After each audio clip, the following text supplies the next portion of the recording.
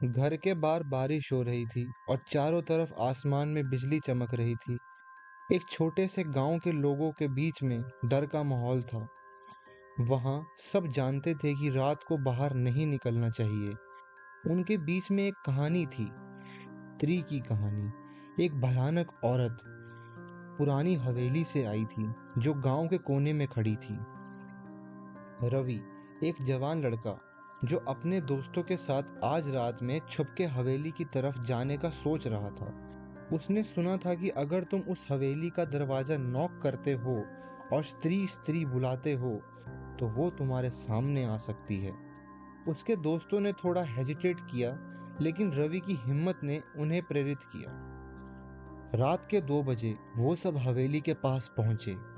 हवेली बहुत पुरानी और डरावनी लग रही थी। रवि ने दरवाजा नॉक किया और बोला, स्त्री स्त्री। उनके दिल धड़क रहे थे और आधी रात की सूनी सूनी खामोशी में सिर्फ बारिश की आवाज थी। तभी एक हवा का झोंका आया और दरवाजा खुल गया। जब उन्होंने कुछ समझा, रानी, एक सुंदर पर एक भयानक स्त्री वहां खड़ी थी। उसकी आंखें चमक रही थी और चेहरा घूंघट से ढका हुआ था। उसने बहुत धीरी आवाज में कहा, तुम्हें मेरे से क्या चाहिए? दोस्तों ने डर से भागना शुरू किया, पर रवि के कदम नहीं रुके। उसने देखा कि रानी की आंखें आंसुओं से भरी थी, पर उसकी आंखें काफी भयानक थी। उसने कहा, मुझे तुम्हारी दोस्ती से कोई नफरत नहीं, पर मुझे अपना न्याय चाहिए। रवि ने पूछा, आपको इतनी नफरत क्यों है? आपको हुआ क्या है?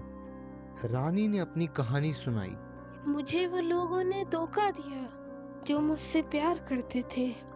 उन्होंने मुझे मार दिया और मेरे साथ नफरत किया। मैं अब उन लोगों से अपना सुख का बदला लेना चाहती हूँ। रवि ने रियलाइज किया कि रानी सिर्फ अपने दुख को दिखाना चाहती थी।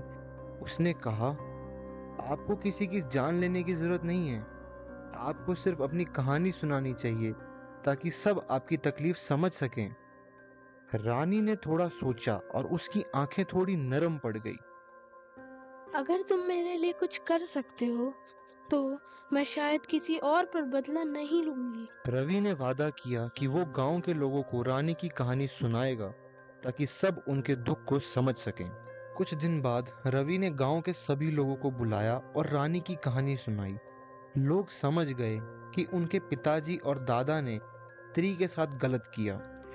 उन्होंने रानी की तरफ देखा और ये सोचा कि वो बेचारी बेकसूर थी। ट्रैक पर रानी की आत्मा को शांति मिल गई और रानी ने रवि को धन्यवाद किया। उसने कहा, अब मैं माँ के पास जा सकती हूँ। तुमने मेरा हक दिलाया। और फिर वो हवा में चली गई। गांव में अब स्त्री का नाम सिर्फ एक कहानी था, लेकिन रवि की हिम्मत और समझदारी ने एक आत्मा को मुक्ति दी जिसको दर्द और नफरत में दबाया गया था। आशा करता हूँ आपको ये वीडियो पसंद आई होगी। अगर पसंद आई हो तो लाइक कर देना। मिलते हैं ऐसी एक नेक्स्ट वीडियो में।